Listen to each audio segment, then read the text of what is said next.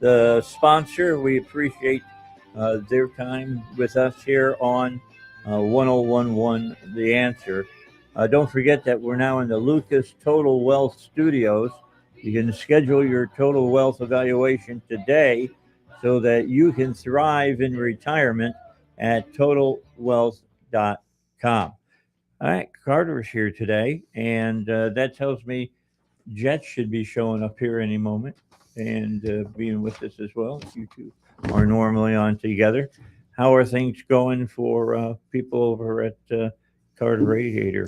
Well, right now we are covered up busy. It's 150, I think. It's hot in It's so in the hot. bay. It's so hot. People don't know what's wrong with their car. Just keeping your technicians cool.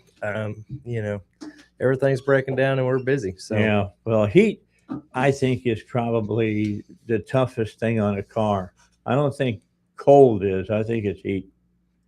I think that You're good. both of them play in. I mean, yeah, definitely heat. We have a physical limitation on alternators and batteries and air conditioning systems, obviously, engine cooling systems. I mean, everything that's going to break is going to break this week or next. Last week. If you didn't get it last week, you get it this week, huh? Hopefully, it's been checked out.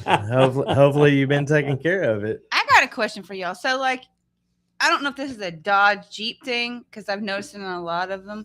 But why is it when it's really, really hot, the air will not come on and push out for 5 minutes after you start the car? That's all cars. Mm-hmm. Is it? Yeah. Oh, I yeah. don't know. Are you serious? Because I really noticed it in the Dodgers. Yeah. Well, used to in your owner's manual, when you actually got one, what it would tell you is what it would tell you is when you start your car, you're supposed to roll your windows down. I do that. You're supposed to take off driving, and then you evacuate that 190-degree interior cabin temperature out because most of the time people think, well, we turn the air on, it's immediately going to generate cold air. Well, it tries, but all that heat has to go to your condenser. It hits a 400, 500 psi, and it kicks it out to keep from blowing something up. So it takes several minutes before you start generating some cool air, and then sometimes it takes 20 minutes before you get maximum developed,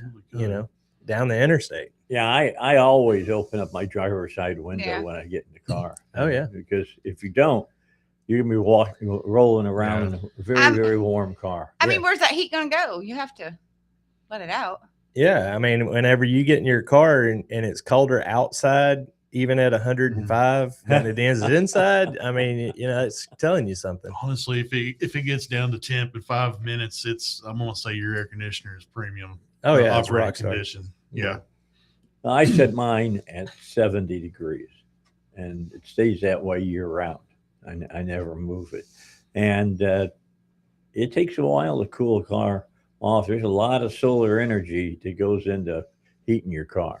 Yeah, we had a Cadillac come in yesterday, and it's got little information bits everywhere, and it said the windshield temperature after we had it in the shop running with air on, it had been in the shop about 10 minutes because the guy said it wasn't performing properly. The windshield temperature was 121 still after 15 minutes. Wow. Mm-hmm. So, you've got to dissipate all that heat that's absorbed in that black dash, all the seats, I mean, everything has to be cooled off.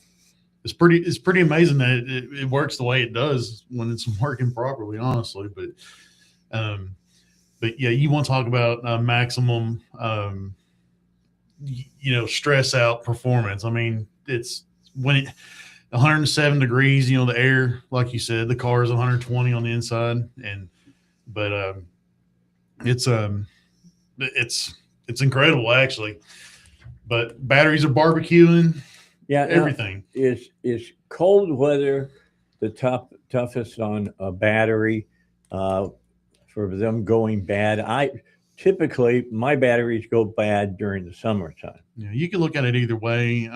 They say the heat does the damage; it shows up in the cold. Okay. But you get failures in both extreme conditions, and then you get failures right there when the the temperature changes for the first time, when it goes from our 50-degree days down to, 40 to 30-degree mornings. And, if you've got a weak battery, it'll definitely tail off on itself real quick. So as far as cars go, the old adage of put your windows down, drive around, let the outside air come on in and blow out the hot air is really the way you should do it. Oh, 100%. I mean, you're either going to allow that to happen with your windows down, which is going to be extremely efficient. You're going to take 107-degree air and swap it with 150-degree air, and it's going to take about 60 seconds, or you're going to try to allow that evaporator to do the job. And if you're driving a SUV, it's got 2 evaporators, but you also have tons of space in there that's got to be cooled down. So, it may take 5 minutes before you ever start feeling the vents cool. We did a full AC system on an Expedition last week, and of course we had it in. We record vent temps whenever we finish, and I think it was blowing like at 47 degrees at 101 ambient temperature. So that's really good. Yep, that's results you can show your customer and say, "Hey, yeah, this is it." Well, when she paid, she goes out. It's been sitting outside for 3 hours in the sun. Oh, yeah. She walks out, starts the car up, and of course, her first thing is, "I'm going to feel if this air's working good, because these guys just charged me a lot of money." Yeah. Oh, and she comes storming back in. "My air's no. not working." I was like, "Well, you just started it up." So I walked back out there, and by the time I got back out there, it was cold coming out of the vents. It was still hot, but I said, "Drive it for 5 or 10 minutes, and then call me." Yeah, that's like that's a factoid for you. Yeah. Keep that in mind. It's the same way during the wintertime. When you get in your car and you turn the heater on, your car doesn't turn to 70 degrees immediately. No, it does not. It doesn't happen that way. It takes a little bit. Yeah. So You gotta warm it up. Big news yesterday. Some of the auto websites were reporting on it. Bronco, which is a Ford product, is going up against Jeep with a pickup. They're going to build a Ford Bronco pickup. They almost did it back, I think, in 2020, and they didn't do it. But they're going to build it in Michigan, and they think that they'll put a sizable dent in Jeep in no time with a Bronco. How do you guys? Okay, go ahead. Know. Give it to me, BJ. First off, I have a problem with people thinking they're real pickups. Because you ever seen somebody towing a pontoon boat down the road with a Gladiator? Oh yeah, you step on the brakes, it's gonna be all over you. I'm going to reserve my comments because it's kind of like making a Corvette pickup or a Mustang SUV. Yeah. I mean, a Bronco is a Bronco, Right. Mm-hmm. And a Bronco that we think about is not the same Bronco that we drive today. I don't know. The Bronco we think about. Yeah. The Broncos and Jeeps we think about hanging out as in the back off-road seat, prowess. Yeah. The new, it's all, the engines aren't the same. The drivetrains aren't the same. The Jeep will have the straight axle front end, I'm assuming, over the Bronco. That's usually their deal. But we'll see. The market's there. People are still spending crazy money on Jeeps. So, if people will buy it and it'll break, I'll fix it. Absolutely. Right? Yeah. Bring it on. And it's not hard to break anything if it's being used to tow something. Well, like used to, you would take an off-road vehicle, any vehicle, off-road, right? And your Impala station wagon or whatever, you can take it off-road and not tear it up. You drive almost anything off-road nowadays, and the plastic that's there is just not designed. Now, the Jeeps and the trucks and the things like that, they are better, but whenever you're dealing with federal emission regulations and I think the entire thing is that cars are designed and pushed to the extreme limit of what they're capable of. you know, and I'm talking about operating within 95% of maximum. So when we add anything abnormal, like abnormal temperatures or abnormal usage, that's when we find the breakage issues. So we see that more today than we did, say, 30 years ago. Yeah. I read an article the other day. It was somebody was trying to sue Jeep for this, that, and the other, and then they were coming back and saying, "Well, hey, you know, Jeep is who our customers. You know, they love to you know, customize them and this, that, and the other." And you know, I think they were talking about going electric, and they were like, "No, we're not going to do that. You know, because everybody likes it like this and all that." So I think the market is, you know, does say something about, you know, those types of vehicles and whatnot. But, you know, even like that Ford Raptor, you know, it's a sweet vehicle. It has awesome suspension on it, but you know, those things are not meant for towing as well. You know, I mean, it's purpose built, you know, it's, but, Yeah, I think about that being used to tow a boat or something behind you. It kind of amazes me. It's kind of like having a Charger and towing a boat behind you. I will have to say this, though, you know, back whenever I was younger, I didn't have a pickup truck there for a small second, and we had a boat, and I put a hitch on a car. I hate to even say that, but you know, and I pulled a very small boat with it. You know, things can be done, but are they designed for it? I mean, I guess that's the real question. You know, you know, is it designed for it? Is it capable? And now we have more and more, like you said, purpose-built vehicles. You know, hot rod, you know, full acceleration, but maybe not towing capable. You know, axle ratios play a role in it, and then of course, you know, suspension stiffness. You know, they're usually all softer, and you know, in the rear end, you know, for ride qualities and things of nature like that. But yeah, I mean, as far as you could pull a boat with a Charger these days. They got plenty of power, you know, if you get the right one. But it might be the question of stopping. Right? Yeah, in our old truck we used to pull the boat with only had 150 horsepower when I was growing up. You know, and you couldn't stop it barely. But Now they got this is from a website called Auto Guide, and they said the number one best car to buy for a customer, you know, customers love it, everybody likes to drive it, is the new Genesis Magma Performance Division C90. Have you guys worked on a C90 yet? I mean, No. I mean, a lot of people don't realize that Genesis is a division of Hyundai, and Hyundai took what they had learned doing their Santa Fe's and all of that, and so this really worked. They didn't like this, and so they took all the things that you told them that you didn't like, and just put all the things you really like in a C90. So I'm kind of interested. My opinion on that, we don't see as many Genesis because there's not as many on the road, but we do service some, and I don't really hear of any complaints about them from the customers. You know, if sometimes you have like a little thing, you know, interior pieces breaking and stuff. Right. I don't see any of that. Some of the parts on them do look a little different. They kind of look a little Europeanish to me, like the brake rotors and the way the suspension's set up and all that. But I don't think it is European. But I really haven't seen any major issues. You know, we all know Hyundai's been through their deal, you know, and all that. But it doesn't seem like it's rolled over into that platform. So you're saying that it's like in F1 racing, where Red Bull just duplicated the Mercedes car so they could beat it. Well, I mean Hyundai Kia. I mean, they're trying to. I mean, they come out with a new model about every 6 months, so they're trying to.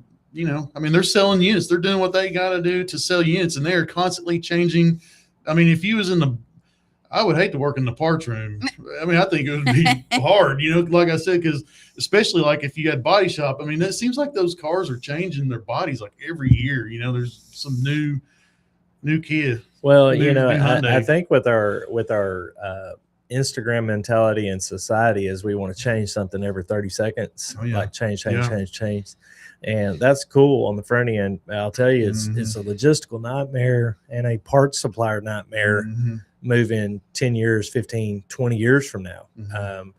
You know, we had a 2012 vehicle, which you think about it, well, is that old? I mean, I don't think that's old. But 3 different parts I needed for the car were discontinued and not supported by an aftermarket manufacturer. So, you know, what that leaves us is going to eBay to find a used part that may or may not work. Or driving around and going to a part junkyard. Yeah. And then you're talking about, this is from a manufacturer that only changes, you know, that's only like 2 generations of that vehicle, then the part's obsolete. Yeah. So and that's back whenever the cars carried a model for 5-6 years. That's what I'm saying. Yeah. You just come out with the next model of your parts are, you know, parts on the back end of this earlier one are already gone. So it does it you know, more challenging, more time, all that, you know, comes into play. Then you got to make sure you're getting a quality part, you know, because we can't just call somebody like Bumper to Bumper and know that we're getting it, you know, getting it right. So we got to, you know, make sure it's going to be right, and we don't have to backtrack ourselves on this deal. You know, over the course of time, I've been in this industry 25 years now, and I would say 15 years ago. So, we were looking at parts. You could generally get parts either 5 years or newer, definitely at the dealer. Anything older than that was picked up by aftermarket. Bumper to Bumper would carry it and could get a hold of it. And I would say that probability was closer to like 98-99% coverage. Today, man, there's aftermarket manufacturers that aren't picking parts up until 10 years. And then oftentimes it's third party vendors that are happening. So we're seeing more of a struggle from that. You know, it's financially improbable to keep millions of parts just sitting on the shelf. And so we called on a control head on a Subaru Forester. Y'all know how many of those are on the road? Not many. I've replaced 2 in the last 2 weeks. They're $400 something a piece, but there was 1,500 of them back ordered. Wow. Okay. And I'm talking like a 2019 Subaru Forester, 2021 Subaru Forester. So it's very common vehicle, lots of them out there, but I mean, we're talking about back orders on a control head for a customer that don't have AC. I mean, think about that. Yeah. That sounds like a problem that probably lasted about 5 years and started showing issues. And now we've got a backlog of problems. Know you got a problem. There's 1,500 on that. Yeah, it's a design flaw that took 5 years to show. Exactly. Right? You could look at it that way. Yeah. All right, let's get our first break in. It's Bumper to Bumper car and truck doctors. If you need to get your car serviced, I highly recommend a Bumper to Bumper certified service center, because they fix your car. They don't just work on it. 7:24 here on the Dave Elswick Show. Back in a moment. In Saline County, Habitat for Humanity is making that happen. One house, one family, one hammer at a time. We're not just building homes, we're building hope, stability, and a stronger community for everyone. And you can be a part of it. Volunteer, donate, or shop the Habitat Restore for great deals that fund our mission. Habitat for Humanity of Saline County. Building homes, building hope. Mention the answer and receive a 25% discount at the Benton or Bryant Restore. Town Hall News, where conservative voices cut through the noise from breaking headlines to fearless opinion. We report what matters without apology. Written by people who actually believe what you believe. Town Hall tells the stories the corporate press buries, from President Trump to Capitol Hill, from pivotal elections to your everyday lives. Join the movement at townhall.com. Real stories, real reporters, real conservative media. Up in Your Business with Carrie McCoy, a production of flagandbanner.com. Through storytelling, conversational interviews, and Carrie's natural curiosity, this weekly radio show and podcast offers listeners an insider's view into the commonalities of entrepreneurs, athletes, medical professionals, politicians, and other successful people, all sharing their stories of success and the ups and downs of risk-taking. Up in Your Business with Carrie McCoy, Saturdays at 2 and Sundays at 10 on 101.1 The Answer. The Car and Truck Doctor Show is back. Sponsored by Bumper to Bumper Auto Parts and these dealers: Dewdrop Auto Repair in Pine Bluff, Duck's Garage in Benton, and Jets Gas and Service in Little Rock. Now, here's Dave Elswick on 101.1 The Answer. In the studio, BJ is here from Jets, who you just heard about and where they're located at. And if you ever need any work done on your automobile and you're close to that area, kind of towards the Oyster Bar, that's who you should give a call to and talk to BJ on the phone. And you can go, I hear you on the radio, man. This is so cool to be able to talk to you one-on-one. And then, of course, Carter is right downtown in North Little Rock. Or where is that Little Rock proper? I would say it's Little Rock proper. Okay. Not far from the Central High Historic District. I mean, we're pretty much right there at the edge of that. Ready to handle any of your problems. And I said in the last segment what Joe says all the time when he's on the show here, and that is they don't work on cars, they fix cars. Correct. Until that car is running the way it's supposed to be, and you can, take it out from the bay and drive down the road, and you don't have to worry about, having the same problem again. It doesn't leave his shop. Correct. He keeps people working on it. Yeah, I think 20 or 30% of my customers are customers that come from other places. Like, I've had so-and-so doing this, and I'm like, okay, we can take care of you, Yeah. Just like you finally found the place you needed to come first, but, at least you found us. As far as, are there certain brands or models of cars that you feel hold up better than other brands and models? Can we talk about that? I don't know. That might be a no. Yeah. I would go. I mean, if I had to start the conversation, everything's changing. I would say Toyota, but we got new Toyota now. And they've got their own problems to work out. And it's not a ton of problems, but there's some pretty decent ones. Like the new Tundras, they've got. Everybody blames all these problems on the machining of the engine blocks and stuff. And there's what happened. They say it doesn't get cleaned as proper, and you end up with a material called swarf. Swarf is just extremely fine metal, and metal in the engine will eventually bring it to its means. Right. It's just kill it. Metal and oil, metal and metal. So over a period of time, you end up with just all kinds of compounding issues. But so they're taking blame, or they're taking, they're admitting there's an issue. They're fixing engines. I've had customers with new engines, whatnot. But I mean, as far as say like the Toyota Tundras, I ask people one-on-one, like, hey, they traded in their old, they're for 15 or whatever with the 5.7 and then they got this new 4-cylinder for the 6-cylinder, whatever. And they say the power's great. I mean, the ride's great. They love the truck, all that. So, I haven't drove many enough to really build a solid, recommendation on one. But Okay. Well, we'll come back. We'll talk about that. Yeah. We'll talk about other things as well as the heat and what it's doing to your car right here on the Car and Truck Doctors on the Dave Elswick Show. Time for O'Reilly. Bill O'Reilly here, and I'm warming up. Stand by for the O'Reilly Update Morning Edition. But first, you have heard me talk about All Family Pharmacy before, and there's a reason. They make it easy to get everyday prescriptions and medications.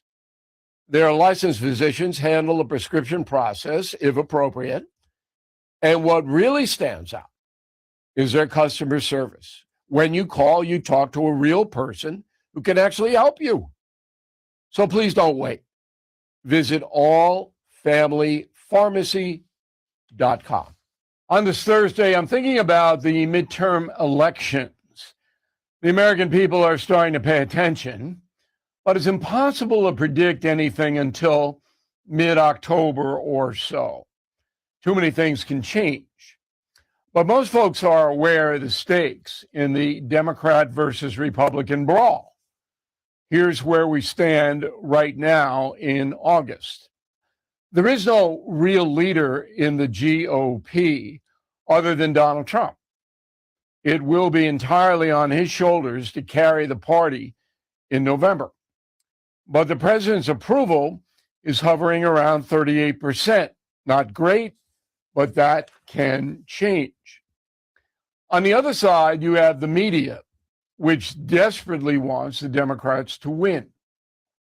They are already entering crisis mode to stop any Republican momentum. Also, there's no real leader of the Democratic Party.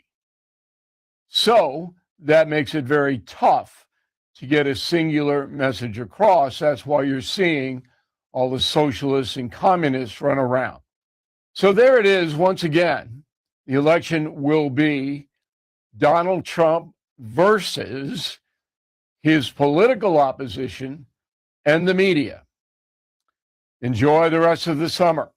The next few months will be ferocious. Back in a moment. Trapped in a timeshare, fees rising every year while availability shrinks, resorts making exiting nearly impossible. That's why I partner only with Lone Star Transfer. This family-owned company is transparent, honest, respectful. They have helped more than 40,000 owners exit legally and ethically through a simple guaranteed process. No surprise fees, no unused vacations, no stress.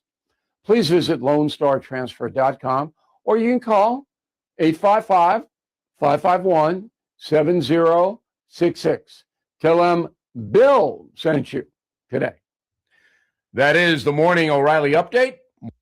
The Car and Truck Doctor Show is back, sponsored by Bumper to Bumper Auto Parts. Now, here's Dave Elswick on 101.1, The Answer. All right, the Car and Truck Doctors are here in the studio. If you have a question, you can talk to them live and on the air. Just dial up 501-401-1011, and you'll get a hold of Val, and Val will set you up in the system, and then we'll get to your question as quickly as we can and answer it for you. Or I think, what I always tell people is you got a lot of years of experience sitting in the studio right now between just Carter and BJ. And, they'll use all that experience to tell you what they think could be the problem, but they're not going to be able to completely tell you what the problem is until you're in the bay and they got you hooked up to the right equipment. Correct. I think, going back to that segment previous to the commercial, you asked which brand is better or is there a particular vehicle? And I would simply say this, that, federally, where the manufacturers are pushed to limits. For the CAFE standards. Standards. And then on the other hand, we have consumer interest, which means that manufacturers change it up quite a bit, which makes, long-term ownership of a vehicle more difficult versus having an engine like we were talking in the break, like a 350 ran 50 years on one single platform. So you get parts, aftermarket parts, there was just a plethora of parts. And I would simply say, get a vehicle that is supported. I know every vehicle has a problem. You could go, well, the trucks, the 8-speed transmissions go out. We have transmission shudder in GMs. We have lifter issues in GMs. We have cam issues in Dodges. We have, so there's always issues. And I would say simply, you want a vehicle that has a lot of support from dealerships, the manufacturer. And I'll just give you an instance. We work on Mini Coopers. Okay. And I'm not just going to single them out, but there's several brands that are like this where where's your closest support for a Mini? Yeah, you're right.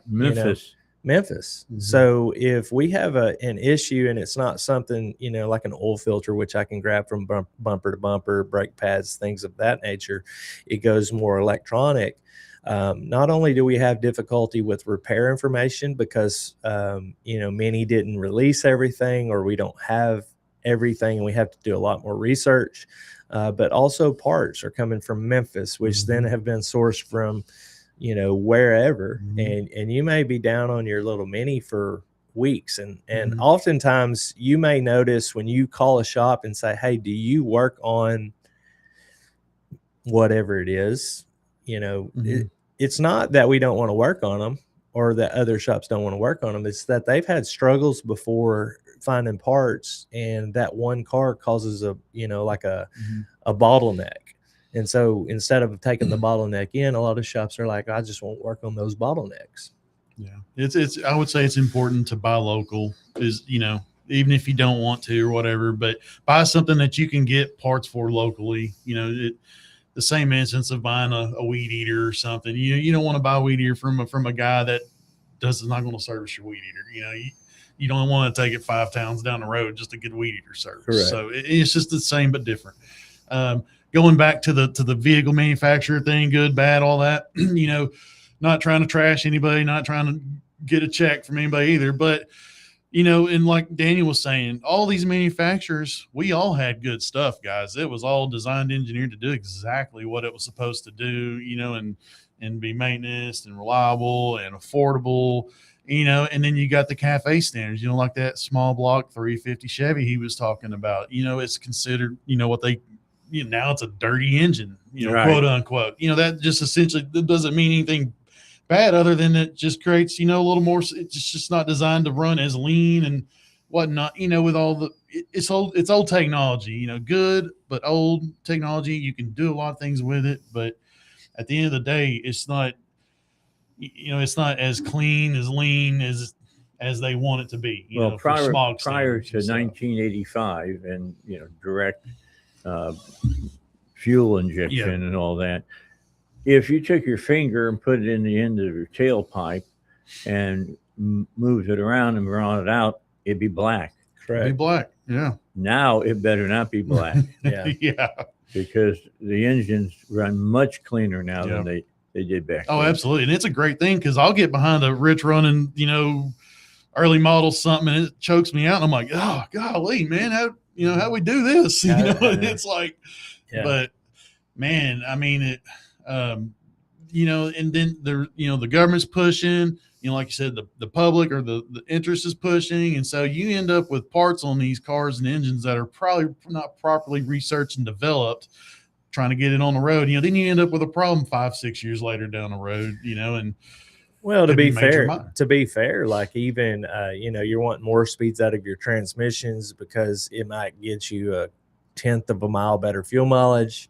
You get start-stop technology that they claim might get you a little bit better fuel mileage. Okay, well then you got to replace a $1,000 starter, and then you get VVT, variable valve timed engines, where you have a lot more things that are happening. I mean, your oil's having to do more, which means quality has to be better, which means maintenance has to be better. I mean, everything, as I go back to, pushes that design and the limit of our capability as like mechanical capability to its absolute limit. You've got a cam phaser that's moving up to 90 degrees or maybe even more. I don't know the exact spec, but it's moving in a half a second. And then it's got a spring that has to help return it. So, how many times does that happen until that oil pressure it's put, pulsing in and out of that, and it has to do it perfect. Yeah. And those little screens and stuff can't be clogged either. And I get customers that come in, and you probably do too, BJ, where you're like, hey, this car has got 175 or 225,000 miles and it's not running perfect. Yeah, well, probably never is going to run perfect not ever again because, like, part of the issue is the engine itself. I mean, is it still tolerable? Is it working okay? Yeah. Is it like it was when it was brand new? No. And we all know that. Yeah, and it's not just because it's been run for so long.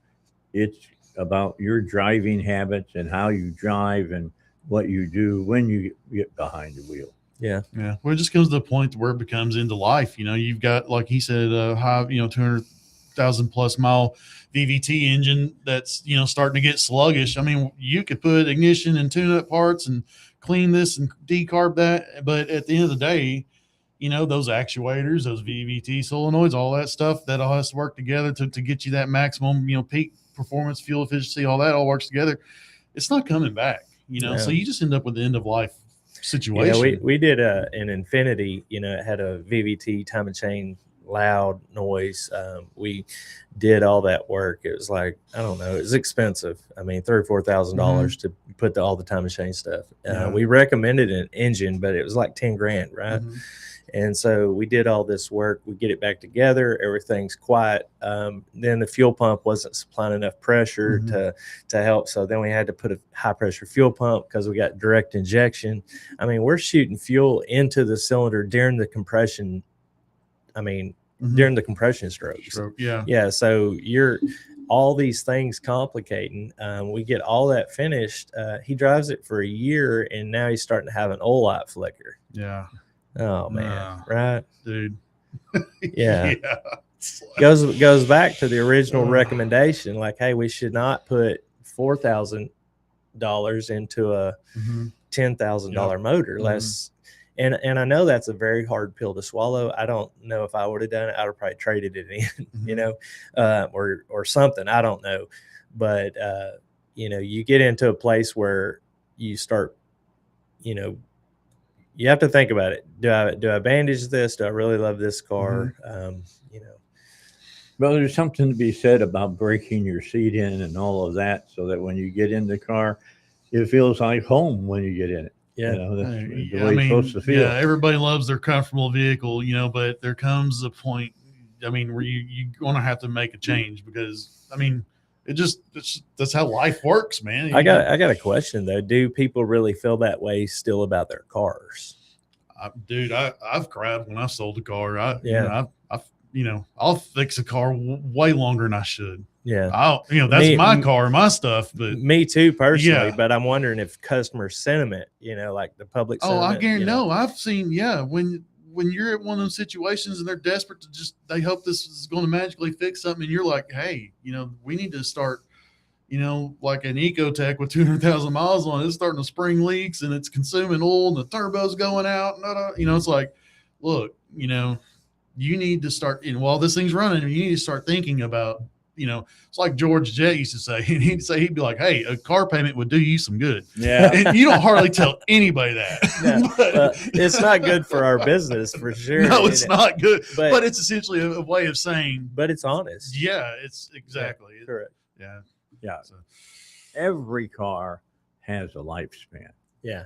You know, there comes, I mean, I keep my cars as long as I'm not spending more per month repairing my car than I would on a brand new car payment. Yeah. I think you got to look at it. I hate to use the word investment because it's not, but you do have to have a mode of transportation. You know, you're like, well, are we going out of state a lot? I mean, you know, that's going to push your quality of vehicle up. If you are. That's a great point, because I used to call Joe up, and everybody knows I go down to Florida for a couple of weeks during the September, and I had an SUV, had an Acadia. Had over 300,000 miles on it. And it still wasn't breaking down enough for me to want to buy a brand new car. But I knew that the chances of it breaking down were better than they used to be. They are always going up. And I called Joe and I said, Joe, should I drive this to Florida and back again? I said, I think you can do it. And he says, Dave, rent a car. Yeah. That's what he told me. Rent a car, which I did.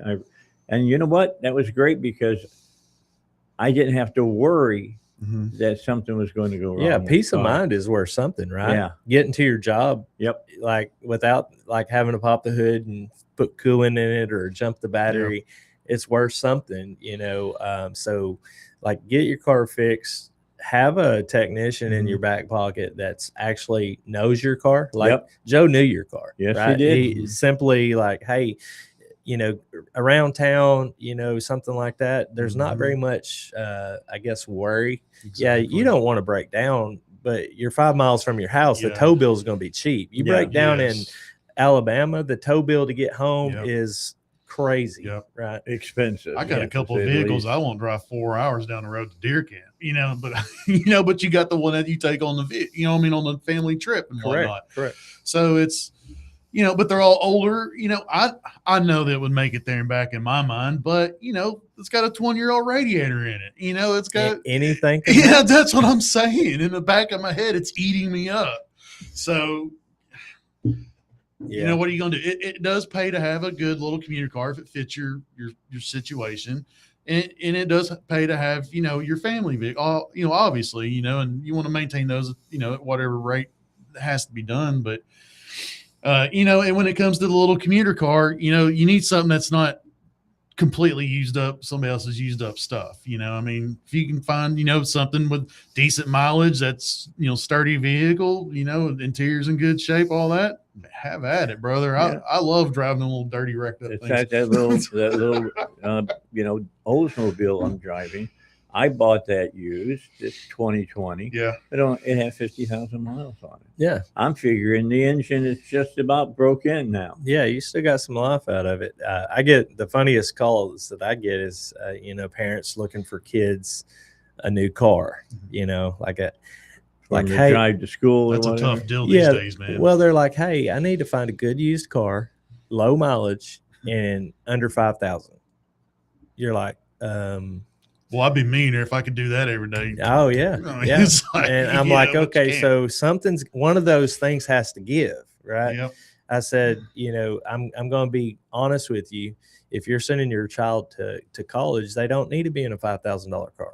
Like, there's no $5,000 car that is going unless you know somebody, right? Mm-hmm. But generally, if you're going to the car lot to get a $5,000 car, you're not going to find one that you're going to turn your 18-year-old daughter loose in. I'm not, not if I can help it. Yeah. And I know sometimes financial situations paint you into a place where you have to do things, but if you can, a $5,000 car, honestly, BJ, it's going to have $5,000 worth of work that still needs to be done with it to make it safe. Mhm. So, I don't know. I just, that's a very difficult situation. You're either going to have to get into $150,000, $175,000 or Mhm. mile range, and then you've got breakdown potential. Yeah, that's where you got to be super careful, and that's where it really helps to know somebody, know the records, Yeah, because they don't, like, George used to sell a bunch of Honda Civics, from these fleet companies and stuff. They get tired of them and turn them, but they had 300,000 miles on them. They run great. They were safe, cheap to work on, but we don't have that vehicle today in the motor pool to make money off of like that, So it's like very rarely we even find a bargain, very rarely these days. Well, when you've got big billboards up, we pay top dollar for used cars. Your used car is not going to be that cheap. correct. Yeah. Well, nowadays you wreck a car, even a new car. Say you wrecked your car. If the amount was too much, they're going to pay, some aftermarket auto supplier is going to pay top dollar for your transmission and your engine that has, they know how to make 50,000 money off miles. of it. Yeah. So it really pushes a lot of pressure on the bottom end of the market. With new cars being what they are, the used car market, it has tons of pressure in it. So, I would say the biggest thing is find you a good technician, stick with them, because when you do make that quote investment in a good car, let's keep it good. Yeah, that's the big thing. And when we come back, the one thing you can do that'll make your car last that's longest is make sure you're using the right oil in it. We'll talk about that when we come back. It's 10 minutes till 8. It's gone fast. We're almost done here on the Car and Truck Doctors. We still got time to get your call in if you have a question that you want to ask either BJ or Carter. Just dial up 501 401 1011. Thank you. I always get things screwed up on the phone number just because of so many things. Yeah, well, that's true. I had another phone number for a long, long time, and then Mhm. I came into work one day and they said, "Oh, by the way, here's the new number." They say it takes 3 weeks to learn new habits. It usually takes me 3 years. Teaching an old dog new tricks. All right, let's take a break. We'll come back and we'll finish it up right after these. Foundations of Freedom, a look at America's founding principles and the leaders who shaped our nation. When George Washington accepted command of the Continental Army, Americans were fighting a king and determined not to replace one form of unchecked power with another. Washington understood the difference between authority and ownership. In 1775, he declared, "When we assumed the soldier, we did not lay aside the citizen." Even as commander of America's army, Washington remembered that he remained one of the people and that the power entrusted to him was never his to keep. He did not fight to rule America. He fought so Americans could govern themselves. Washington's example gave the young nation something more than victory. It gave America a standard for leadership. Those who hold power must remain accountable to the people they serve, because in a free nation, leadership is not ownership. It is a duty and a trust. Snakes, zombies, sharks, heights, speaking in public. The list of fears is endless. But while you're clutching your blanket in the dark, wondering if that sound in the hall was actually a footstep, the real danger is in your hand, when you're behind the wheel. And while you might think a great white shark is scary, what's really terrifying and even deadly is distracted driving. Eyes forward, don't drive distracted. Brought to you by NHTSA and the Ad Council. You took the first step and quit smoking, but even former smokers may still be at risk for lung cancer. That's why SaveByTheScan.org wants you to know about a new low-dose CT scan that can detect lung cancer early. It takes only 60 seconds and could save your life. You took the first step, now take the next. Visit SaveByTheScan.org for a simple quiz to see if you're eligible and talk to your doctor about screening. SaveByTheScan.org is brought to you by the American Lung Association's Lung Force Initiative and the Ad Council. Scott Jennings reviews the Fauci Diaries. If you look through these diaries, you see that Fauci himself had private concerns, private conversations, and private doubts that he refused to acknowledge honestly in the public, and the damage this did to the public health regime in America will take decades to undo. The Scott Jennings Show. Weekdays at noon, right before Hugh Hewitt at 2 on 101.1 The Answer. The Car and Truck Doctor Show is back. Sponsored by Bumper to Bumper Auto Parts and these dealers. Sullivan's Automotive in Little Rock. Carter Radiator Service in Little Rock. Now, here's Dave Elswick on 101.1 The Answer. My personal question for myself, I just had an oil service done on my car. We changed the filter in it. They pulled it out. I took a look at it. It was filthy. I mean, it was. You drive around Cabot right now, your air filter is going to get filthy. There's so much dirt and debris up in the air with all the work that they're doing on the road there around 167. That I put the new one in. Now, I didn't ask them about the cabin air filter. I probably should have asked for them to change that as well. More than likely, it's getting checked. Yeah. Yep. I'm going to, because when they say, let us check your air filter, they're not talking about your cabin air filter. Correct. There's two. Yeah. In most cars. Yeah. They're talking about the filter that's keeping all that crap in the air from getting inside your engine, basically. That's what they're doing. Are there certain cars that you can clean up the filter, or are most of the filters just paper filters that you're going to throw it away and put another one all in? paper disposable. Yeah. Mostly. Kind of like your house, you know. Yeah. Pull it out. You see it's dirty. Throw it in the Yeah. garbage. Get you another paper filter and go on. One thing, some of the cabin air filters, they make the HEPA design, which is like a carbon filter. I don't really like them personally because they generate quite a bit more restriction, and we get slower wind flow which does change your AC dynamics. So personally, I'm not. Now, if you have allergies, like go for it, but if not, I mean, primarily we're just trying to capture large particle dust and things. Well, and the amount of dust those things can catch is it's pretty impressive. Surprising. It's pretty, when you pull it out, it just looks like a block of dirt. Yeah. It's like, whoa. Some of them look like moldy cheese, man. You're gosh. Surely I can sell this one. Yeah. Oh, some of them I have it. Some people are like, no. I'm like, you take a picture. I'm already here. I'm like, I'll give it to you for free. Yeah. That's almost. Yeah. Like I refuse to put that thing back in there, because I mean, it'll look like it's just horrible. And you're like, there's no way you've been breathing that. They're like, oh, that didn't come out of my car. I'm like, it did. Yeah, it did. Yes, it did. Yeah. And by the way, when you change your cabin air filter, you'll notice that it smells a lot better in your car. Yeah. Oh, well, you can, yeah. Wind flow is if it looks better, it's definitely kind of smelling better, right? Wind flow to me is probably the biggest thing that like that's a number one telltale. You turn it on high and it just don't blow out as hard as it I think it should. Well, it's because it's half stopped up. You're really blowing medium, but then you want to talk about them hot days, how much longer it's going to take for it to cool down to where you like it. So and it takes a while for the engine gets up to running temperature. It's running. In the past, we would say it was running way over what it should be running.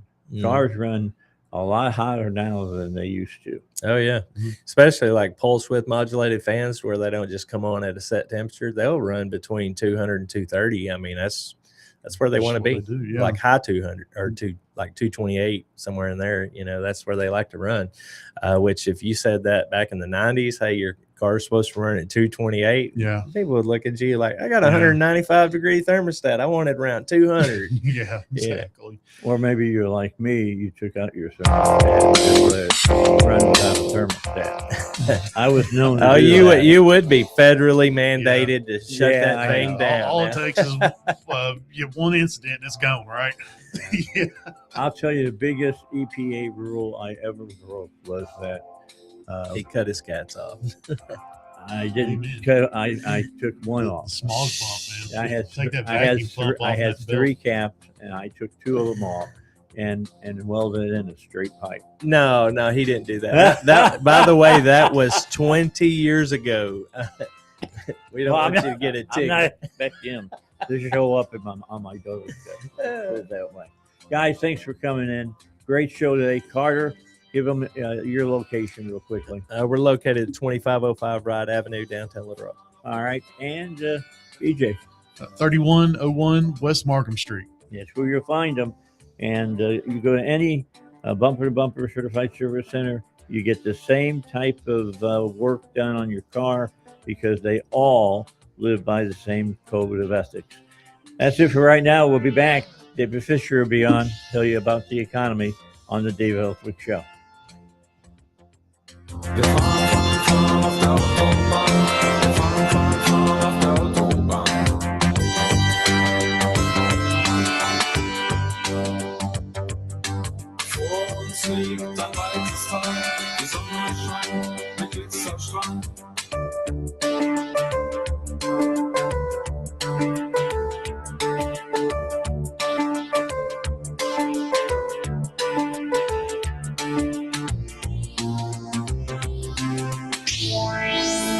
Find us at 1011fmtheanswer.com. Download our apps, stream us 24/7, or watch us at snc.tv. KDXE, Kamek Village, Little Rock.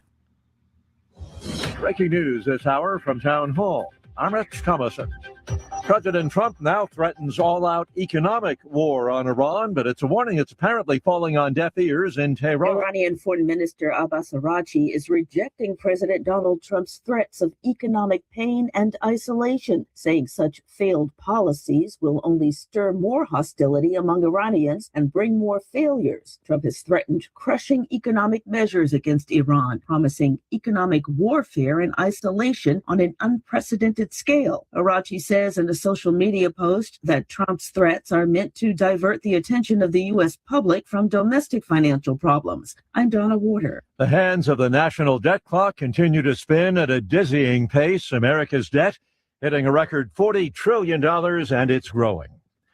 The winds of war blow at hurricane force across both Russia and Ukraine. A Russian missile barrage has killed at least 12 people in Ukraine's capital as Ukraine continued to strike targets inside Russia. Cell phone footage captured by Kyiv resident Yehor Konovalov showed a flaming plume of orange smoke rise from the capital's horizon. The strikes hit 12 locations across Kyiv, damaging residential buildings, a medical facility, and an educational institution. Emergency crews scrambled to put out buildings on fire and to pull out people who were trapped under the rubble. I'm Karen Chemas. President Trump mentions a possible meeting with North Korean dictator Kim Jong-un by year's end. No word on where or exactly when, and there's been no comment from Pyongyang. Meanwhile, the North Koreans have fired more missiles into the sea. Wall Street ahead of this morning's opening bell. The Dow futures down just over 400 points. NASDAQ futures are off 190 points. More on these stories, townhall.com. What is dedication? The thing that drives me every day as a dad is Darian. We call him Day for short. Every day he's hungry for something, whether it's attention, affection, knowledge. And there's this huge responsibility in making sure that when he's no longer under my wing, that he's a good person. I think the advice I would give is you don't need to know all the answers.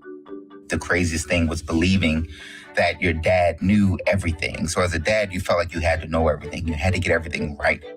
It's okay to make mistakes. As long as it's coming from love, then, it kind of starts to work itself out. I want him to be able to sit back one day and go, we worked together, we did a good job. That's dedication. Find out more at fatherhood.gov. Brought to you by the U.S. Department of Health and Human Services and the Ad Council. With your news flash, I'm Trey Westerberg, 101.1 The Answer. Receive your dental implants and new smile in as little as 1 day with Little Rock's dental implant specialist, Dr. Samuel F. Jurek, DDS. Schedule your consultation now at jurekdds.com. 2 Riverview School District buses were involved in a crash Wednesday afternoon in Judsonia. Arkansas State Police are investigating and no children appear to be injured. 5 parents requested additional medical evaluations for their children at Unity Health as a precaution. A new poll shows Democrat Hallie Schaffner narrowly leading Republican Senator Tom Cotton in the Arkansas Senate race. Schaffner has 47.4% support compared to Cotton with 44%. The poll surveyed more than 1,200 likely voters and has a margin of error of plus or minus 4.7%. Arkansas Governor Sarah Huckabee Sanders has appointed Corey Cox as a special justice to the state Supreme Court. Cox will temporarily fill the seat of Justice Barbara Webb, who is unable to serve. His appointment runs through December 31st or until Webb returns to the bench. I'm Trey Westerberg with your news flash on 101.1 The Answer. With your sports flash, I'm John Thayer on 101.1 The Answer. Kansas City Royals winners yesterday. They beat the Athletics 9-5, 13 hits in the win for the Royals. Michael Wacha got the win. He's 6-8. Royals now 52-74. Cardinals split a doubleheader in Cincinnati with the Reds. The Cardinals took game 1 2-1, but dropped game number 2 6-5 in 10 innings. The Cardinals are 64-62. The NFL preseason continues this week. The Kansas City Chiefs are scheduled to play Saturday night. They travel to Tampa and take on the Buccaneers. The Dallas Cowboys are back in action on Saturday night in Glendale, Arizona, as they meet the Cardinals. The Cowboys are 1-0 in the preseason. Northside Power, your trusted name when the power goes out. Generators isn't something they do, it's all they do. Find out more at northsidepower.com. I'm John Thayer with your Sports Flash on 101.1 The Answer. We bring you the biggest news stories of the day. Not to tell you what to think, but to allow you to have the most information so you can make up your mind. 101.1 The Answer, where Little Rock comes to talk.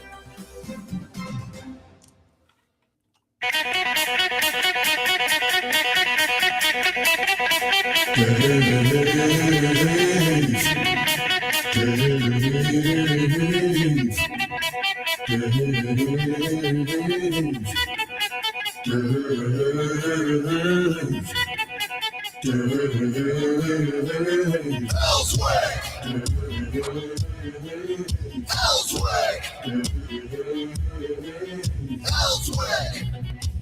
right, 6 minutes after 8 o'clock. My thanks to Carter at the BJ stopping by for the bumper to bumper certified service centers, car and truck doctors. A lot of interesting information imparted to us during their time with us today on the Dave Elswick Show. Time to get with David Fisher now. David's going to talk about the economy. He's going to talk about gold. He's going to talk about silver as well. And here's the thing that I've noticed over the last week, David. Nobody really was talking about the national debt until the I guess the hands on the clock said $40 million. And all of a sudden, we got a debt crisis now. It's kind of interesting. It's kind of ridiculous, to be honest. Go ahead. Yeah, $40 trillion is a lot of money, considering in 2020, the national debt was like 17 trillion. So think about that in just 6 years, how much we've gone up. The debt is fueling problems. And I said, I've been doing this for 32 years. I said about 15 years ago, this is going to catch up with us. It's just simple math is all it is. And now we're there.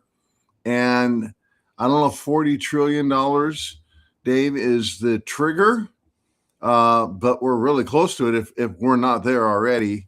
And there's people out there that are chiming in on this. Let me just quote some people who are not in the gold industry, who don't own gold companies, who are very much in the know, who got a lot of money, millionaires, billionaires. And here's what they're saying. Here's a guy named Chris Mancini. He's a portfolio manager, so he's a stock guy. He said, now gold's long-term investment is being driven by government rising debt and the uncertainty of this causing central banks diversifying away from the U.S. dollar, i.e. treasuries, eroding the confidence in fiat currencies. This is the big global picture Chris Mancini is saying, and he's saying it's a horrifying picture. And so the reality is analysts now are saying that gold is in a major buy zone. I've been saying that.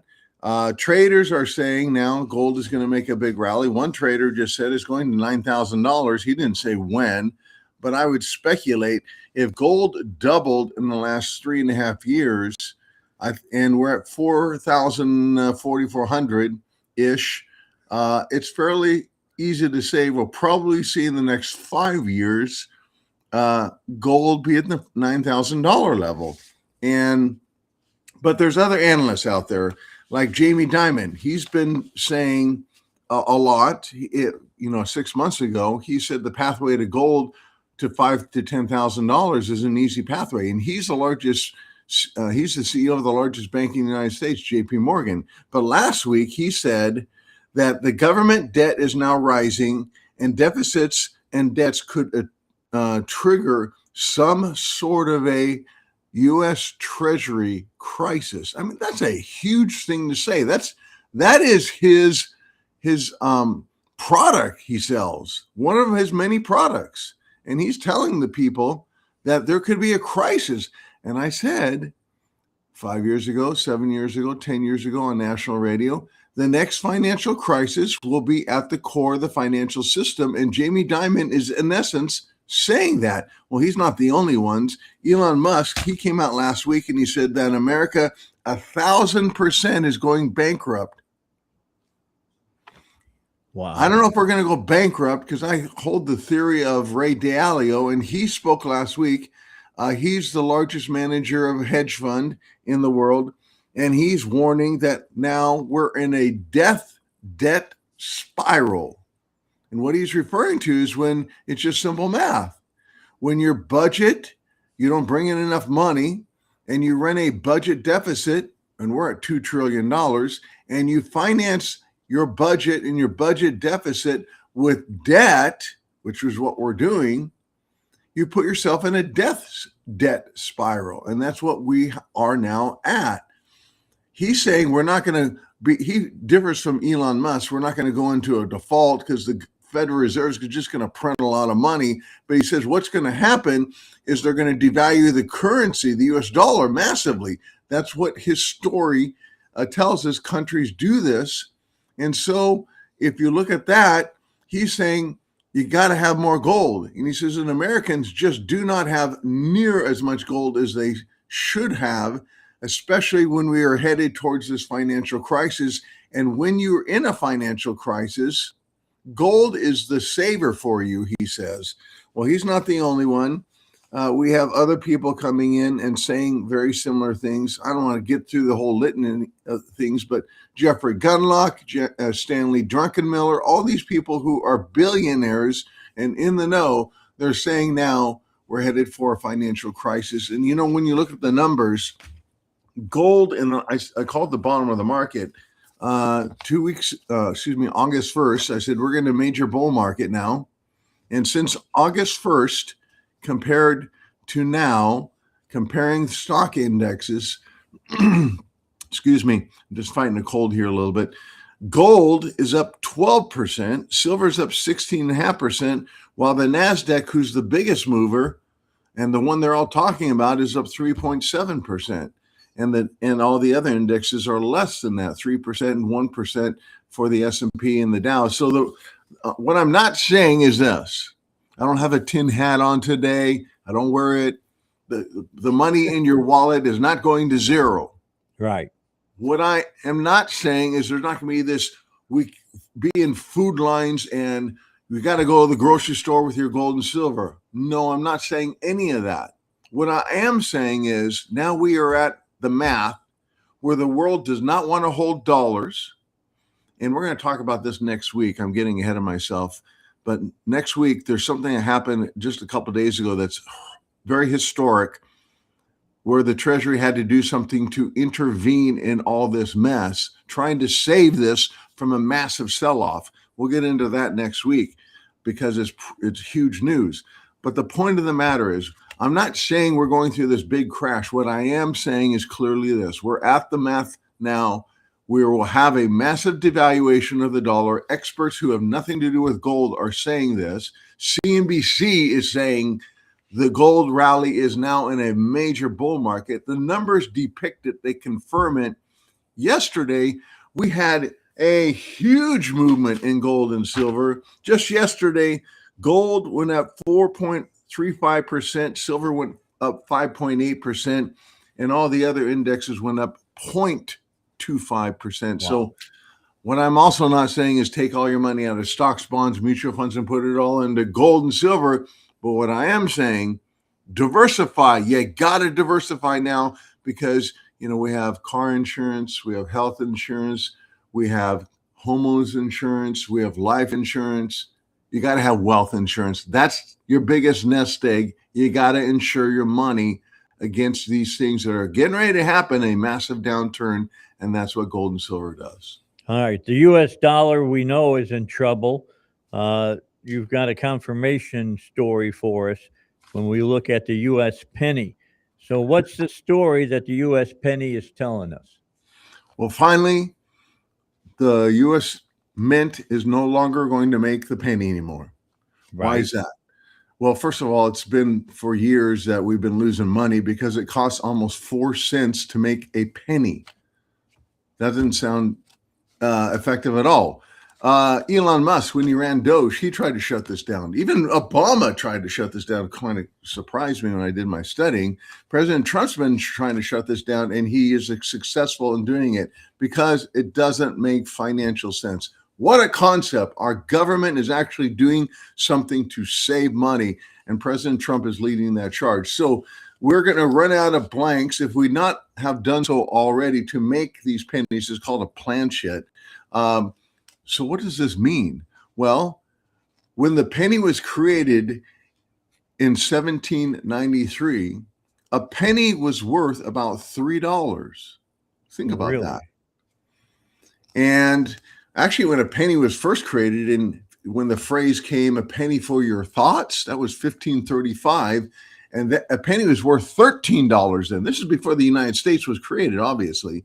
But currency was being devalued over time, even before countries took them off a gold standard. Because what happens, Dave, is every time a country changes their design of a currency, they're devaluing the currency, and that's how governments get away with this. And so people look at that coin, they say, oh, they changed the coin. We got new coins. What they don't realize is that the coin purchasing power is devalued from the previous design. And this is what has happened. So the United States has gone down the exact same road. We've had 4 major design changes in the penny since it was created in 1793.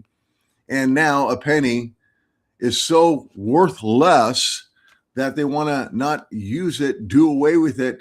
And you're going to see, and I'll talk more about this in the future, but you're going to see a legislation that will pass probably in the very near short term that you're going to have to round up or round down to the nearest zero or the nearest nickel. Right. And actually, they're talking about doing away with a nickel now. So that should tell us, and that confirms, a penny for your thought. Your thoughts are not worth much, but more than importantly, the penny's not worth anything, that they're just doing away with it. This is the start of a slippery slope, but it makes sense to do away with it mathematically. But it tells us the big picture. The currency is devaluing.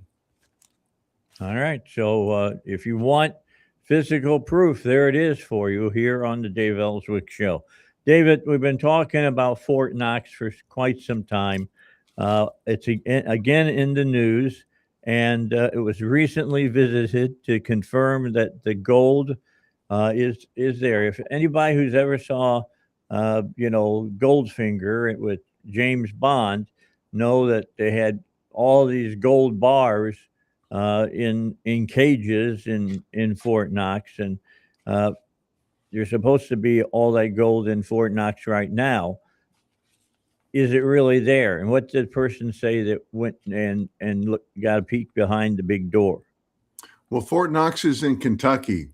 Yep. And ironically, Senator Rand Paul from Kentucky, finally, the first senator, I don't know how many decades, went in Fort Knox. And he said the gold is there. Now, let me push the pause button for a second. There's 6 different vaults in Fort Knox. Did Rand Paul go into all 6?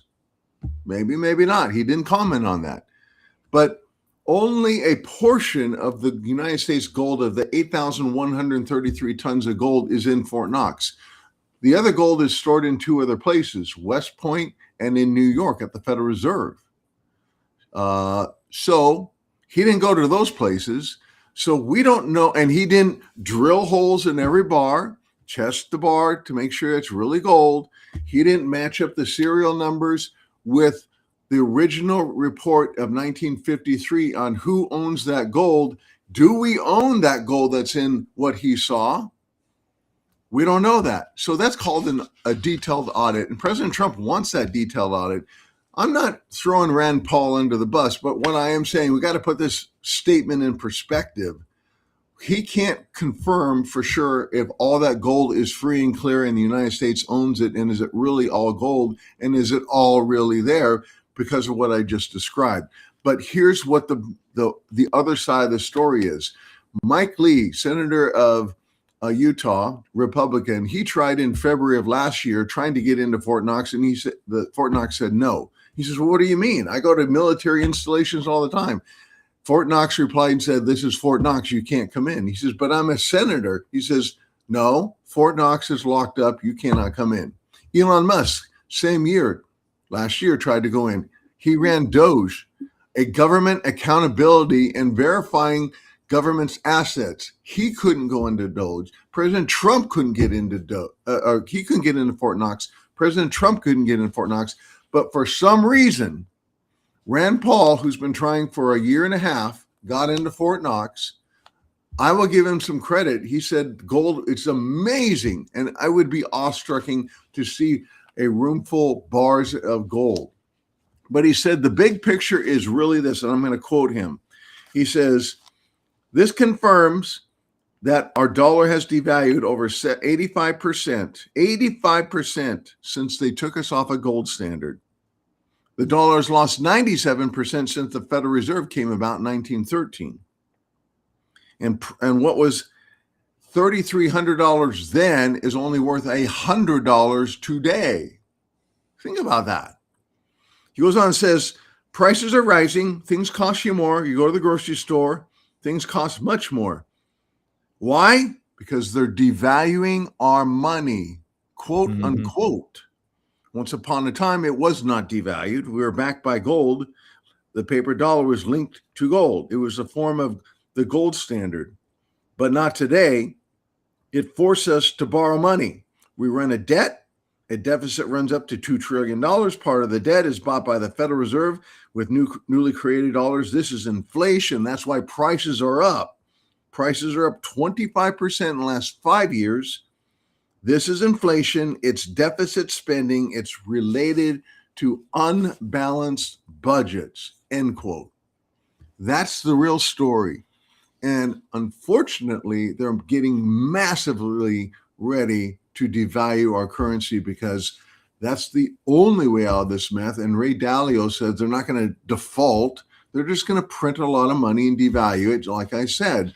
And Steve Forbes is saying if we were backed by gold, and I'll leave on this note, he was in an interview on, ironically, the same radio station that I'm on with Joe Piscopo in New York, and this is about a month and a half ago, and they were talking about gold, Joe and Steve Forbes, and Steve Forbes said if we were on a gold standard, Americans would have $50, $60, or maybe even $70,000 more per year than they would as they have now, because we're not on a gold standard, because, again, the dollar devalues when there's nothing supporting it and backing it, and they print money out of thin air and just go into debt. So this is why President Trump wants to put us on a gold standard, because it will stop all this nonsense, and he will go down in history as the greatest president in history, and that's what he wants to do. So this is his legacy. That's why I think we're going to see that. So don't miss out on the bull market in gold and silver, because it's relentlessly right now. And we'll talk more about problems with the Treasury. The biggest announcement, I think, that happened all year happened a couple days ago. I want to talk about that on your program next week. I'm doing more studying on it. That's why I'm not fully in depth prepared to do that. But it's what I found out so far. This confirms big time we are headed for a financial crisis. All right. That's coming up next week here on the Dave Elswick Show. That's just before I go on vacation. And I'll be wanting to go on vacation to recover from the information that we'll give for David next Thursday here on the Dave Elswick Show. If you want to talk with David or one of his associates, you can just call them up at 844-604-2575 or visit Landmark Gold. That's one word, landmarkgold.com. And while you have them on the horn, talk to them about two of the white papers they got.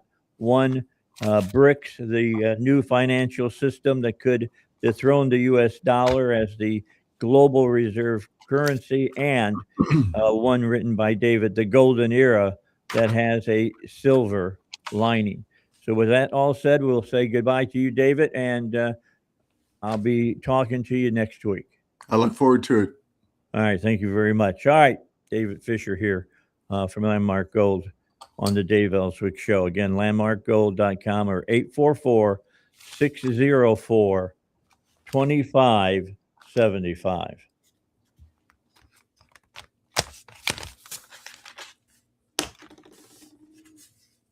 The closer you'll be. So we asked kids, what do you want your parents to hear? I feel sometimes that I'm not listened to. I would just want you to listen to me more often and evaluate situations with me and lead me towards success. We're not adults, so just be there and listen. I just want someone to yap to. And I just feel like I'll be fine if someone just hears me talk and talk and talk and talk and talk and talk and talk. You're doing a really good job. And I don't think I tell you that enough. And I know sometimes we get into it and it's just hard on both of us. But, try to understand me more and I'll try to do the same. Listening is a form of love. Find resources to help you support your kids and their emotional well-being at soundidouttogether.org. That's soundidouttogether.org. Brought to you by the Ad Council and Pivotal. This is David Lucas. I have a question for you. Have you ever tried putting together a puzzle without the picture on the front of the box? You have all the pieces, but it's hard to see how they're supposed to fit together. And for many people, that's what retirement feels like. Even people who've worked hard and saved well still find themselves wondering and asking questions like, do we really have a plan or just a pile of accounts? Will our income last? Are we paying more in taxes than we should? And maybe the hardest question of all, if something happened to you tomorrow, would your spouse know where everything is, who to call, and what to do next? At Lucas Total Wealth, we help families bring everything together through our Thrive Planning Framework. You can learn more at TotalWealth.com. That's TotalWealth.com. Don't just retire, plan to thrive. Investment advisory services are offered through Lucas Total Wealth, an Arkansas registered investment advisor. Arkansas Insurance License, number 1-615-2743. The more you listen to your kids, the closer you'll be. So we asked kids, what do you want your parents to hear? I feel sometimes that I'm not listened to. I would just want you to listen to me more often and evaluate situations with me and lead me towards success. We're not adults, so just be there and listen. I just want someone to yap to. And I just feel like I'll be fine if someone just hears me talk and talk and talk and talk and talk and talk and talk.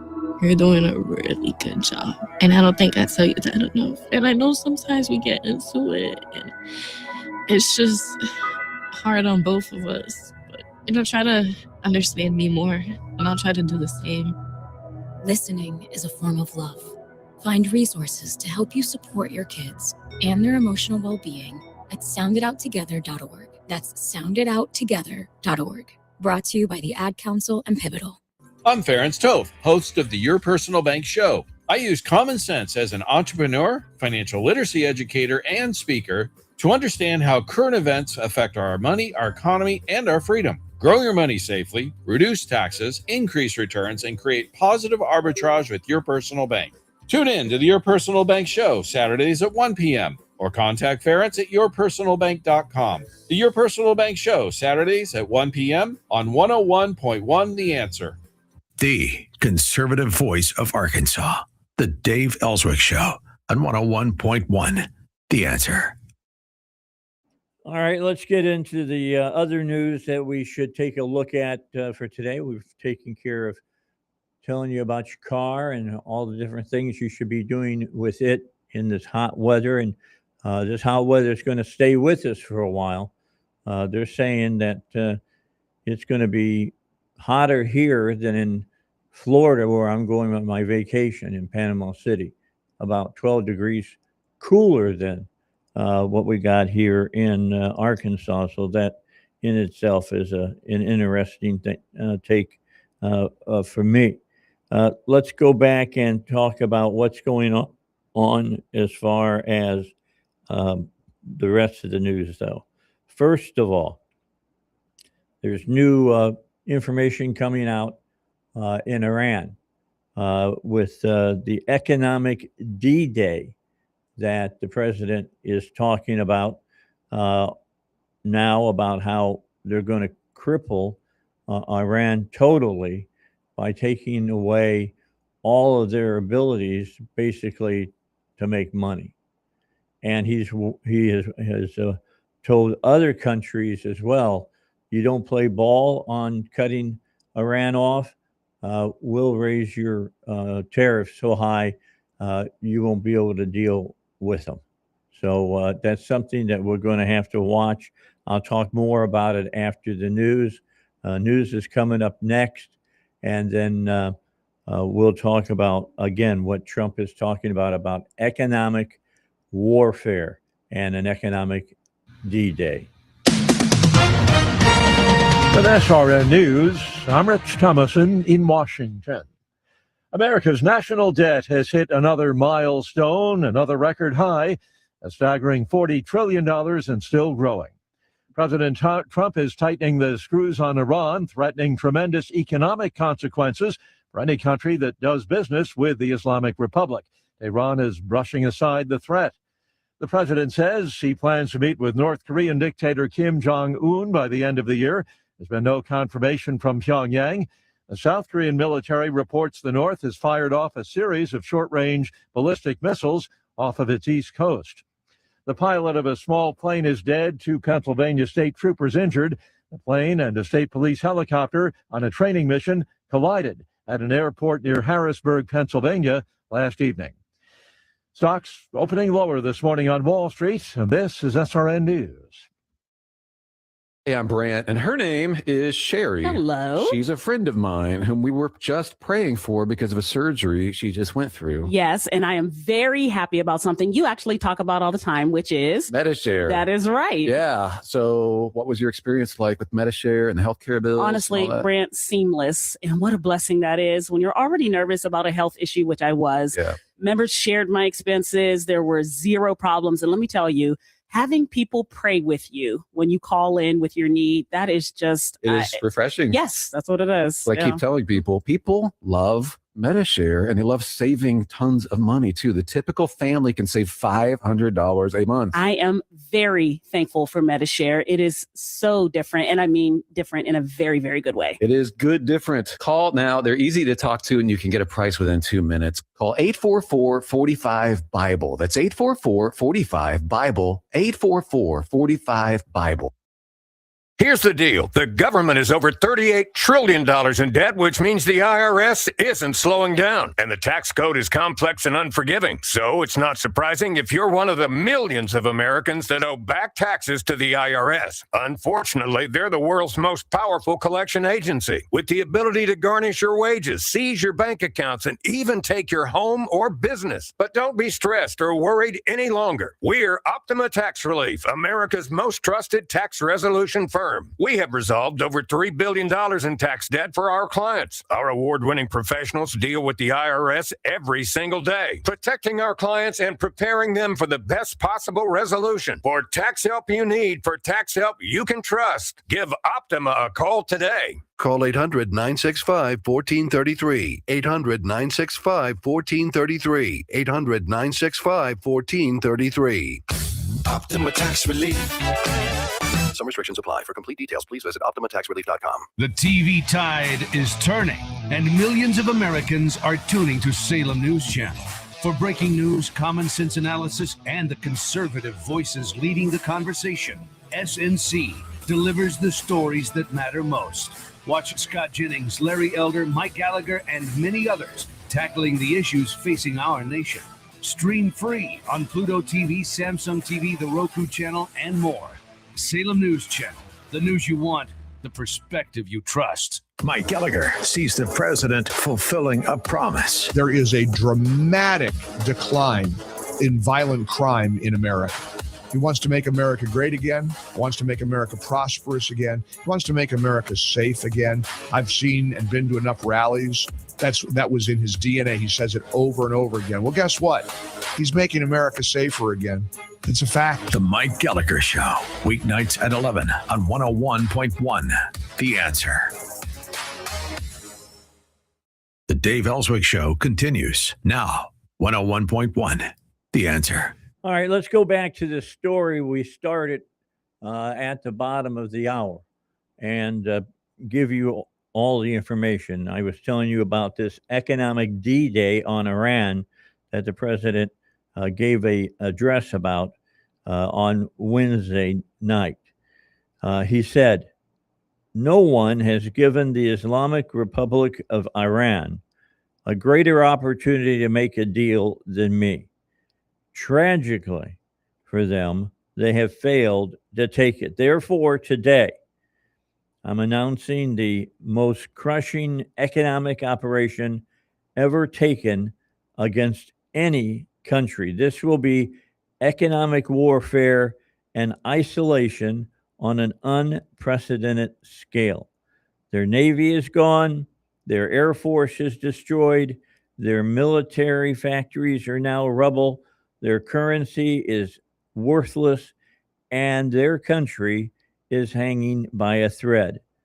Today, I am also announcing that any country that allows its financial institutions, businesses, airports, or government entities to provide any type of lifeline to Iran will itself face tremendous economic consequences.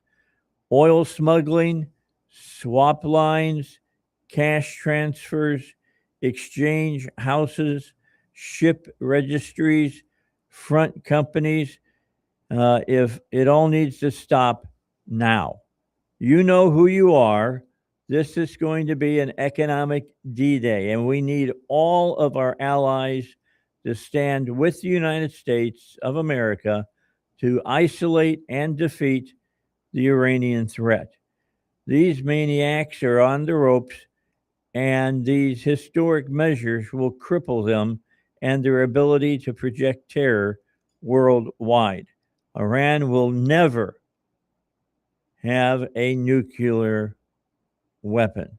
Now, one of the big things to help do this is going to be the UAE, United Arab Emirates, and will Dubai go along with all of it? Dubai's been a long history of doing business with everybody, including about $30 billion of annual trade with Iran. The administration has been pressuring the UAE to cooperate in measuring and pressuring the mullahs. How much will they help? That's the question. The Wall Street Journal, reporting on this story today, said the United Arab Emirates said late Tuesday that it has suspended financial and economic transactions with Iran, potentially threatening Tehran's access to a major source of imports and a financial backdoor to the world. The move follows weeks of Trump administration cajoling of the UAE to crack down on Iranian financial networks operating in the country, telling Emirati officials that targeting money flows linked to Iran's Islamic Revolutionary Guard Corps could have a greater impact on Tehran than the U.S. naval blockade of Iranian ports. That, according to people familiar with the matter. Emirati officials see the latest measures as part of a gradual escalation rather than a wholesale break with Tehran. The people familiar with the matter said the UAE is expected to move step by step, beginning with new restrictions on cargo and potentially expanding to a broader crackdown on Iranian-linked entities if the Revolutionary Guard continues its strikes. The approach reflects the UAE's preference for testing what works while preserving room to adjust. To squeeze Iran harder, it needs the UAE, or to squeeze Iran harder, it needs the UAE to join in. The Emirates sits just across the Persian Gulf and has deep commercial, historical, and cultural links with its larger neighbor, even though the two governments have frequently been at odds. So I'll see if Monday we can't get somebody to come on and join us and take a deep dive into this and show what this means and how it can help work and try to bring this war to an end. Let's take a closer look at the socialist upset in Florida that happened. We'll come back to the shores of America here. The DSA socialist Angie Nixon raised about $975,000 for her campaign, while Alex Vindman, her Democratic opponent, raised $16.3 million, and Nixon won by over 12 points. She basically outspent 17-1. Curtis Hock of Media Research Center had this to say about it: 16.2 million was lit on fire for Alexander Vindman and it didn't go anywhere. This guy wasn't just like in a Democratic establishment pick. This guy is a darling of the national cable news circuit, of the resistance, the Women's March, all those crazy people because of what he did to President Trump during his first term. So if it were some other kind of cheap suit stand-in, we could say, okay, of course the socialist was going to win there. But you take this into consideration, and you have to consider that it just should be driving people absolutely bananas that you saw Vindman lose on Tuesday night in Florida. The Washington Times saw it this way.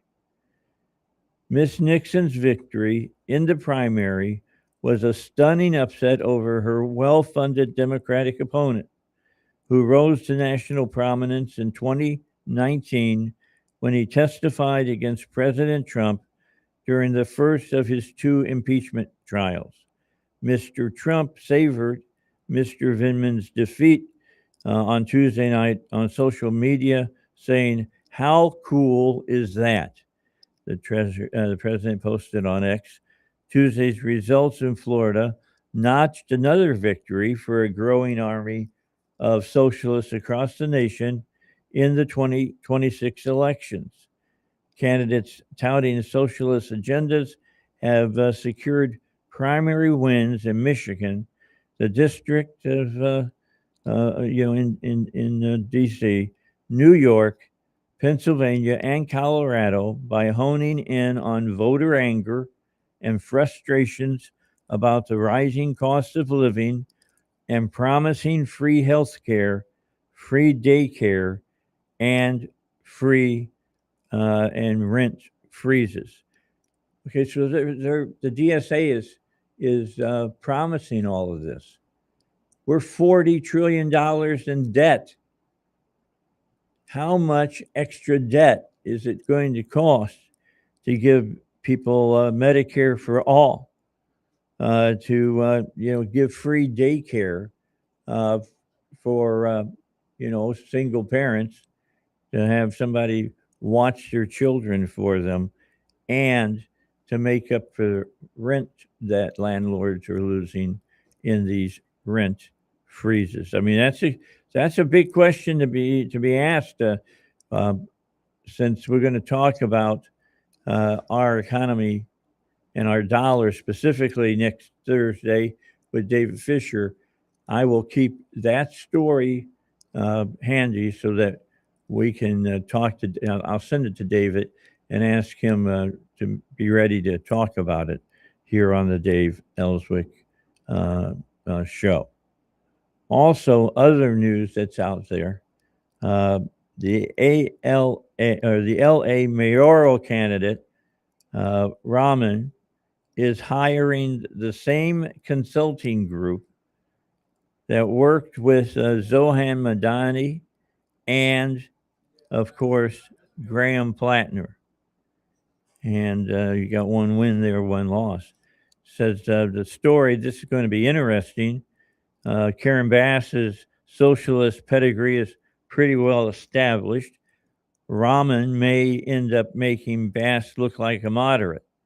The Los Angeles Times reporting Los Angeles City Council member Rahman plans to hire the controversial progressive consulting group Fight Agency to produce television advertisements for her mayoral campaign. Spokesperson said that Wednesday, drawing a quick condemnation from the rival campaign of LA Mayor Karen Bass. Fight Agency is, the best known for its work on the campaigns for Zohan Madani and for Graham Plattner, the former Democratic primary candidate for a Maine Senate seat, who withdrew from the race after a woman claimed he sexually assaulted her. Plattner denied the allegation by saying, quote, "We plan on working with Fight Agency," unquote. Rahman campaign spokesman Jeff Millman said, "We understand that they had also been approached by other campaigns and committees involved in the LA mayor's race." So everybody's wanting to get their piece of the action out in California and want to make some money off of these races as well. Other stories that are being worked on as we speak: Israel's strike in Syria was really more about Turkey. They went in, destroyed some airstrips that had been built there in Syria. And since Israel sits right on the Israeli border, they've never been, friends with Syria, still aren't going to be friends. But what they're going to do in Syria now is more about Turkey than it is about Syria. Israel lived with a strong and belligerent satellite state of Iran next door to them in the Assad regime for over 50 years. They are in no mood to let another Islamic adversary, which is Turkey, establish themselves in Syria. Israel admitted the strike yesterday. Quote, "For the first time, Israel has officially acknowledged carrying out the strike on the Abu al-Duhar air base in Syria, it's in Idlib province near the Turkish border. The Prime Minister's office issued an English language statement on X late Tuesday night, saying the Syrian government had been on the verge of violating a security status quo agreed upon with Israel. Israel and Syria agreed to a status quo in security matters, which Syria was on the verge of breaching by permitting Turkish troops to deploy at an airbase near Aleppo, the statement said. Israel repeatedly warned Syria that such a deployment would pose a threat to Israel's security. Syria chose to ignore those warnings. Israel is not going to tolerate threats to its security and would welcome a return to the status quo. That's from a newspaper in Israel. For Israel, Turkish forces within Syria are a red line.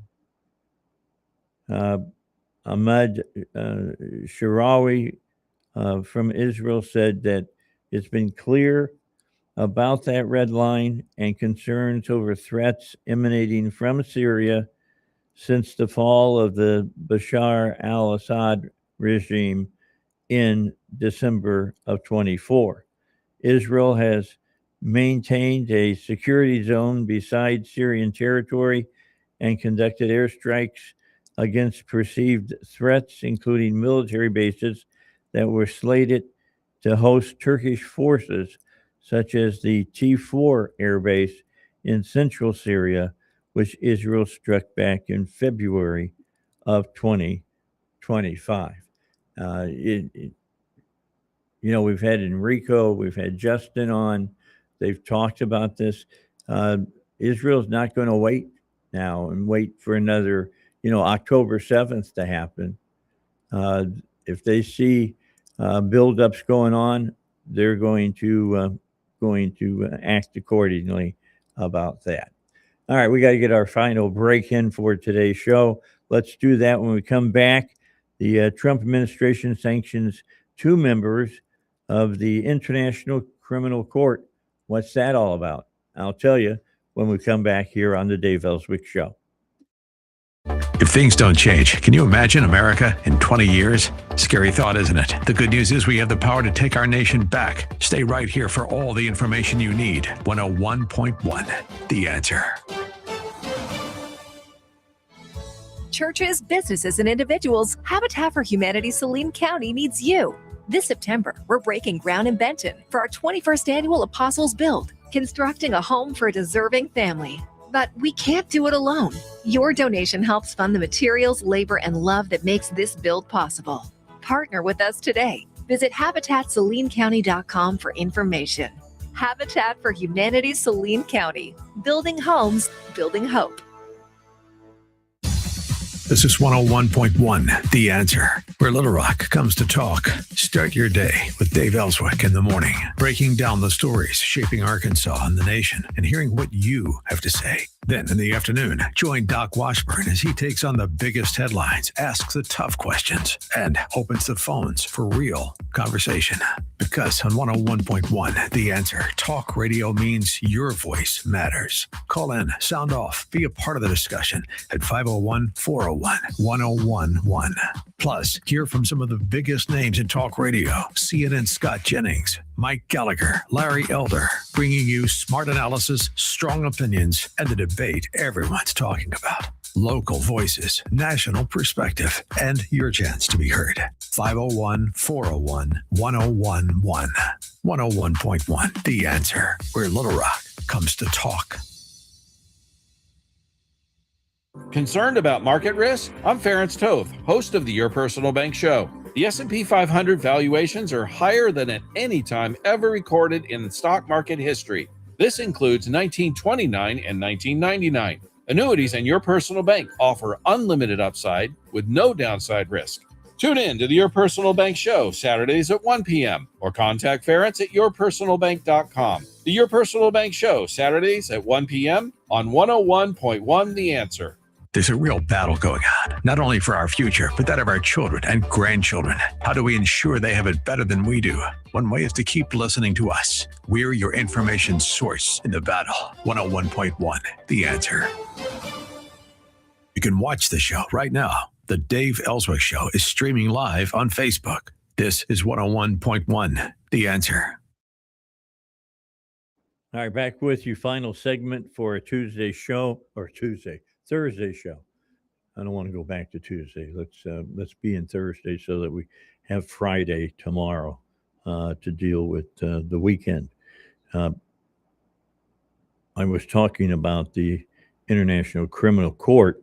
We have been trying to dismantle that court time and again so that they can bring U.S. citizens under its jurisdiction.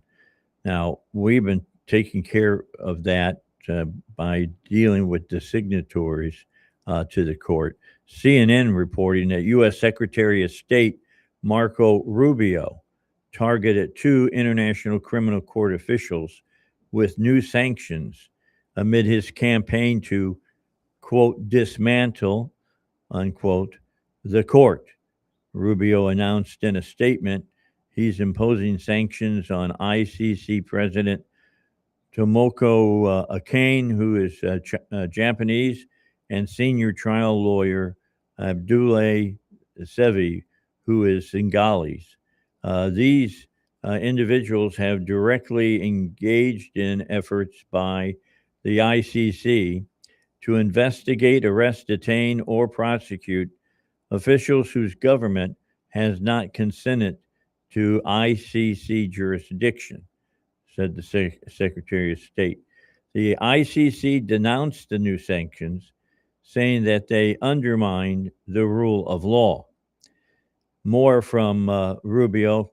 The ICC is interfering with American military and law enforcement. Isn't only a grave overreach of its purported authorities, it would mean the death of the U.S. as a sovereign and independent nation. Our decision and our people would be at the mercy of the ICC and its collaborators in the international community. To accept the ICC is to surrender control of our national destiny. Perhaps more polite and compliant nations could make their peace with that arrangement. But this is America. Our forefathers fought a revolution against a foreign power, quote, transporting us beyond seas to be tried for pretended offenses. They're talking about going all the way back to the War of Independence and what the British would do if they had a spy supposedly here in the United States are, people who were fighting against the British Empire. They would throw them on a ship and then sail them all the way over to England to try them. Says Rubio, we don't intend to trade it for rule by a self-appointed priesthood of international law, and rightly so. We have our own laws that we live by, and we will continue to live by those rules. The UK is issuing special guidance to undocumented immigrants on how to avoid rape charges. I wouldn't believe it unless it was in a booklet put out by the UK government. Call yourself Muslim, maybe? Yeah. The booklet comes from the government's home office. The men are reminded that women don't need permission from a man to work or make decisions. They are also reminded that women need to consent to have sex. According to the BBC, they say a 9-page booklet, wonder if it's done like a comic book, a 9-page booklet covering issues including respect in public, sex and consent and gender equality, has gone online with guidance on how laws and customs in the UK may be different from the home country you came from. The Conservative Shadow Home Secretary Chris Phillips said, quote, instead of trying to train these mainly young male illegal immigrants and teaching them to behave in a civilized way towards women, they should be deported. The booklet sets out how asylum seekers must understand UK law because the consequences of breaking the law mean, quote, you could get in trouble with the police, lose your asylum support, or it could affect your asylum claim, unquote.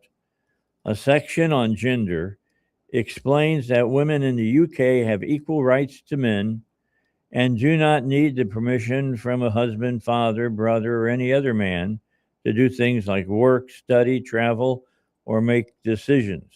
Another section on sex and consent sets out how both people must agree to sex or sexual contact of any kind, and consent cannot be given if someone is asleep, drunk, or unable to respond.